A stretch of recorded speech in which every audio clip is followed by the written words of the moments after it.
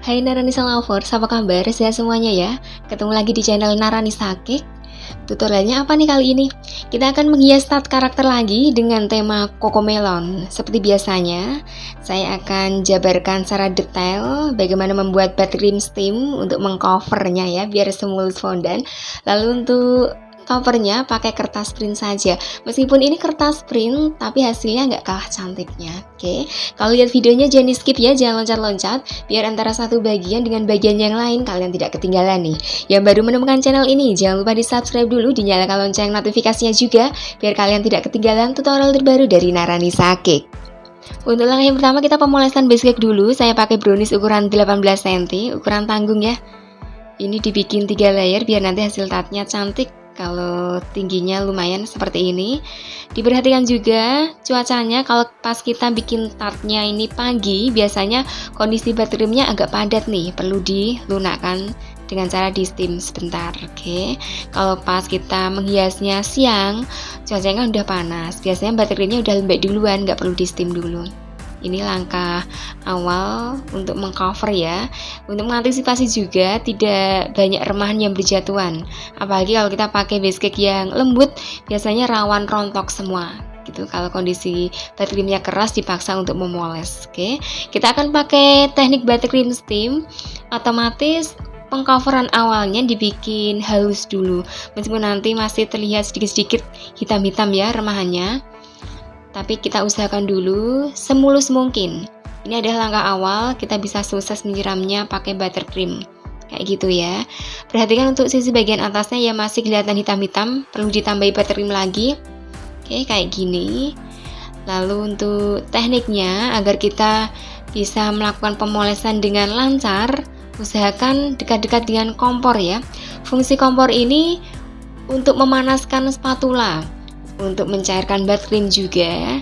Jadi saya biasanya kalau mendekor itu di dapur atau pakai kompor portable seperti ini ya, untuk memudahkan mendekor tart kayak gitu nih. Oke. Untuk langkah yang terakhir bisa pakai spatula yang dipanaskan untuk sentuhan terakhir pemolesan awalnya ya, seperti ini.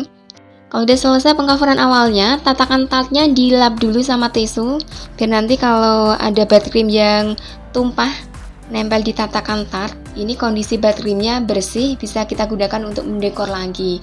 Nah, tujuannya seperti itu ya. Kalau udah selesai, kita masuk tahapan buttercream steam, pencampuran warna dulu. Kalau ingin warna yang soft, kasih 2 atau 3 tetes dulu. Tapi kalau ingin warna yang lebih ngejreng, bisa ditambahin lagi sesuai kebutuhan. Oke, diaduk rata, jangan sampai ada bagian warna yang belum tercampur. Nanti khawatirnya waktu di steam akan menimbulkan semacam kayak titik-titik gitu ya, bintik-bintik. Biasanya seperti itu. Itu adalah akibat dari pencampuran warna yang belum rata. Oke, diperhatikan ya pencampuran warnanya. Kalau udah selesai, siapkan kompornya, pakai panci double. Yang bawah diisi dengan air panas, tapi air dingin dipanaskan dulu. Lalu yang atas baru panci yang ada buttercreamnya. Diperhatikan diameter pancinya ya, yang bawah usahakan lebih kecil daripada panci yang atas. Ini tujuannya waktu kita mengangkat panci yang ada di atasnya itu lebih mudah. Nah, kayak gini. Soalnya nanti dalam proses pemanasan buttercream kita akan sering-sering naik turun kompor nih pancinya. Kayak gitu ya. Untuk mengantisipasi biar buttercreamnya tidak rawan pecah seperti itu. Jadi mesti sering-sering diaduk, sering-sering diangkat dari kompornya, seperti itu nih prosesnya ya. Oke, panaskan airnya sampai kondisinya mendidih. Kalau udah mendidih, dimatiin saja apinya. Atau kalian kalau sudah terbiasa pakai teknik ini, apinya dikecilin biar lebih cepat gitu ya. Tapi kalau kalian rasa takut nanti kalau kebablasan gimana, kalau terlalu panas, dimatiin saja apinya untuk lebih amannya ya. Oke. Untuk proses pengadukannya ini harus sering-sering diaduk, cepat ya mengaduknya, seperti itu. Nggak usah takut kebablasan, kalau kondisinya masih kayak gini sih masih aman ya. Nanti kalau kita udah mendapatkan tekstur buttercream yang cair, nah mesti hati-hati, harus benar-benar diperhatikan. Kalau perlu diaduk di bawah dulu nggak apa-apa, seperti itu ya. Nah kayak gini, ini udah hampir 70% mencair. Mesti sering-sering diaduk juga, diaduk cepat ya, jangan ditinggal kemana-mana, nanti kebablasan jadi minyak nih, seperti itu nih. Sering-sering diangkat juga sendoknya, untuk apa nih, kita bisa mengira-ngira ini teksturnya udah pas apa belum nih, biasanya saya seperti itu ya. Oke, kalau udah kondisi seperti ini, turunkan saja dari kompor. Nah, seperti ini ya, diturunkan saja. Biasanya kalau udah proses pencairannya mau jadi seperti ini, kita masih menaruhnya di atas kompor, itu biasanya rawan jadi cair semua. Jadi saya turunkan seperti ini, diaduk di bawah. Oke, sambil sesekali diangkat sendoknya, diperhatikan teksturnya ya, ini rasanya udah pas belum nih. Kalau pas, disiramkan di atas cake gitu. Main feeling aja ya, soalnya juga kita pas mencairkan buttercream itu kayak mengasah atau mengolah rasa sih kalau saya ya, ini pas atau belum nih proses pencairannya, seperti itu. Dan untuk tekstur yang didapat waktu pencairan ini kental, tapi usahakan kita bisa memastikan waktu disiram ini bisa meluncur. Nah, kayak gini nih. Jadi jangan terlalu encer, nanti lapisannya tipis. Kalau terlalu kental, meluncurnya susah. Jadi harus benar-benar pas waktu proses mencairkan ya. Harus sering-sering latihan. Kunci buttercream steam itu adalah latihan biar kita tahu celahnya. Oh, ternyata kalau keencerannya seperti ini, jadinya kayak gitu. Nah, seperti itu. Jadi nggak cuma sekedar teori, tapi harus praktek terus. Itu kunci sukses kalau kita ingin menguasai atau menaklukkan buttercream steam. Sering-sering latihan. Kayak gitu ya. Dan untuk buttercream yang masih tercecer di atas tatakan tatnya, seperti ini dibersihkan. Ini bisa dipakai lagi untuk mendekor tat yang lain. Kalau ingin menghias tat lagi ya, ini kondisinya bersih, bisa digunakan lagi. Memang ini teksturnya cair sih, tapi kalau udah di kondisi suhu ruang akan balik lagi padat. Kayak gitu ya. Tadi di awal kita pakai spatula yang plastik untuk membersihkan bagian bawahnya. Lalu untuk sisi yang agak ke atasnya ini agak susah ya kalau kita pakai spatula plastik, pakai spatula yang kayak pisau seperti ini nih. Nah, oke, kalau udah diambil semuanya, sisa-sisa yang tercecer tadi, kita sekarang menghaluskan. Menghaluskannya pakai pisau yang dibakar. Dibakar ujungnya saja. Oke, sebentar, nggak usah terlalu panas. Nanti kalau terlalu panas akan muncul semacam kayak efek-efek air. Polesannya jadi kurang cantik, seperti itu ya. Cukup hangat saja. Dan untuk mengontrolnya pakai tisu ya, agar kita bisa merasakan ini kondisi pisaunya masih terlalu panas atau udah cukup hangat. Nah, seperti itu. Dan waktu menggerakkan spatulanya, waktu memolesnya, usahakan ini agak condong ya, jangan tegak lurus. Kalau tegak lurus akan menggores sisi bagian atasnya juga. Kita hanya merapikan sisi bagian bawah, jadi tingkat kecondongannya benar-benar diperhatikan. Dibikin miring. Nah, seperti ini nih. Kalau sekali oles sudah bisa menghaluskan, tidak perlu diulang beberapa kali gitu ya, tergantung dari kondisi cake-nya sih. Kalau perlu 2 atau 3 kali harus diulangi lagi prosesnya biar benar-benar halus ya. Nah, kita masih di step selanjutnya, diukur. Kita akan bikin semacam kayak rumput-rumput. Tadi pakai penggaris ya, pakai tinggi 5 cm saja. Dengan bantuan tusuk gigi kita bikin garis bergelombang seperti ini. Kita akan bikin semacam kayak rumput-rumput yang bergelombang seperti itu. Masukkan di dalam plastik segitiga, dipotong ujungnya mengikuti pola tadi yang kita udah pakai tusuk gigi waktu membuat garis gelombangnya. Nah, sekarang diisi dengan buttercream warna hijau kayak gini ya, mengikuti garisnya. Oke, dikasih buttercream semuanya ya sampai sisi bagian bawah. Kalau udah terisi semua, sekarang kita poles lagi. Panaskan ujung spatula. Prosesnya sama kayak tadi waktu menghaluskan sisi bagian bawah. Ini juga sama kayak tadi. Tingkat kecondongannya nanti benar-benar diperhatikan. Yang disentuh nanti ujungnya saja. Oke, memang ini agak sedikit ribet sih, tapi memang modelnya seperti ini, jadi kita mesti sabar melakukan prosesnya kayak gitu, pelan-pelan saja. Dan waktu memanaskan spatulanya sebentar ya, nggak usah terlalu lama, kita cukup mendapatkan kondisi hangat seperti itu nih. Kalau terlalu panas, nanti rumputnya semacam kayak ada air-airnya gitu nih. Oke, setelah dibakar, dilap lagi sama tisu. Kalau udah cukup hangat, baru digunakan untuk memoles. Jangan terlalu mepet tegak lurus ya, condong. Jadi yang menyentuh cukup bawahnya saja, kayak gini nih. Oke. Mudah-mudahan bisa dipahami penjelasan saya ini ya.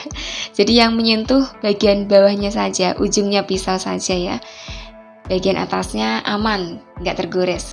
Dan cara ini bisa diulang sampai beberapa kali ya, sampai kita mendapatkan hasil polesan yang bagus di bagian rumput-rumputnya. Oke, mesti sabar aja. Untuk sesuatu yang cantik memang butuh ketelatenan gitu. Ya namanya bikin tat itu kan seni ya. Kalau kita bikinnya pakai hati, pakai kesabaran, insya Allah hasilnya juga cantik gitu, bisa diterima dengan hati juga. Saya biasanya kalau bikin caption seperti itu. Kalau udah selesai bisa dilap tatakan tatnya, kita masuk di part selanjutnya. Topper ya, topper yang kita gunakan pakai topper Cocomelon. Kalian bisa install aplikasi Pinterest. Nah, saya biasanya kalau cari topper-topper itu di Pinterest dengan mengetik kata kunci Cocomelon topper printable. Kalau ingin mendapatkan topper yang lain, kalian cukup mengetik nama karakternya apa dan belakangnya dikasih embel-embel topper printable.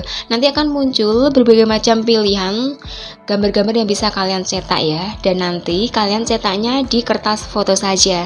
Kertas foto itu hasilnya lebih bagus, lebih tajam seperti itu nih. Oke. Nah, biasanya saya laminating, tapi berhubung saya ini pakai kertas foto yang kualitasnya bagus, jadi tanpa dilaminating ini bebas dari rembesan buttercream. Nah, untuk penyangganya bisa pakai sedotan, bisa pakai tusuk gigi, dan cara merekatkannya pakai lem bakar atau lem tembak seperti ini ya. Tergantung tinggi toppernya. Kalau butuh penyangga tinggi saya pakai sedotan. Kalau penyangganya rendah atau pendek saya pakai tusuk gigi saja. Oke. Ada beberapa topper yang tidak butuh penyangga. Dalam arti ini langsung menempel dengan buttercream. Ini perlu dilapisi belakangnya. Nah, dilaminating bisa, cuma kelemahannya laminating itu kaku. Kalau ditempelkan itu kurang bagus merekatnya. Jadi saya sarankan pakai fondant saja ya. Gilas fondant agak tipis, lalu toppernya dikasih sedikit olesan air putih, ditempelkan seperti ini, dipotong sesuai pola. Nah, kayak gitu ya. Ini fungsinya untuk menghindari rembesan buttercream.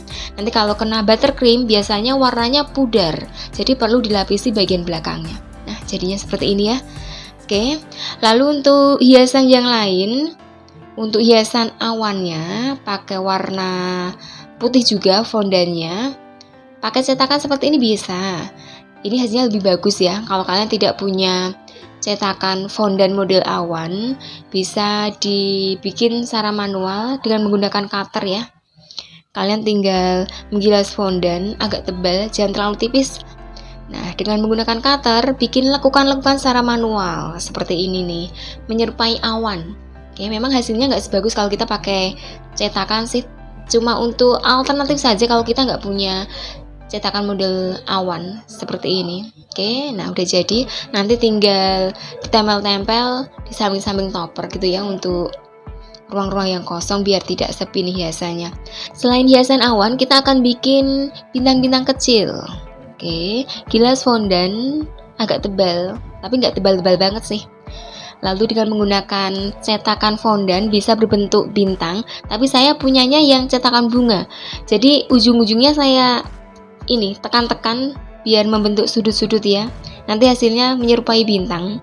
Oke, belum beli sih cetakan yang bintang, punyanya yang bunga kayak gini. Jadi kalau pengen bikin bintang-bintang, itu saya tinggal ujungnya ditekan-tekan seperti itu ya. Nah, jadinya kayak gini. Lalu untuk hiasan yang lain, kalian bisa menggunakan stikel untuk bentuknya menyesuaikan stok yang kalian punya saja. Dan hasilnya seperti ini nih. Ini adalah tat ukuran 18 cm, 3 layer ya, lumayan tinggi, lebih dari 12 cm kemarin, dengan hiasan kertas print. Covernya bisa semulus fondant karena kita pakai teknik buttercream steam. Ini kelebihannya ya. Nah, untuk penempatan toppernya seperti ini. Oke, cuma referensi saja. Kalau kalian ingin berkreasi sesuai ide kalian, nggak apa-apa. Dan cara menentukan besarnya topper disesuaikan dengan besar cake yang kita buat. Bisa lebih kecil dari ini, bisa lebih besar juga. Caranya dengan menggunakan penggaris, diberdirikan di atas cake. Nanti kita bisa menentukan berapa senti sih pantasnya kita harus mencetak topper itu. Nah, kayak gitu ya caranya. Oke, udah selesai ya tutorialnya. Mudah-mudahan jelas penjelasannya. Yang suka dengan video ini, jangan lupa di-subscribe dulu, dinyalakan lonceng notifikasinya juga, biar kalian tidak ketinggalan tutorial terbaru dari Naranisa Cake. Makasih ya, tak kesan di channel ini. Ditunggu lagi untuk video berikutnya. Sampai jumpa lagi.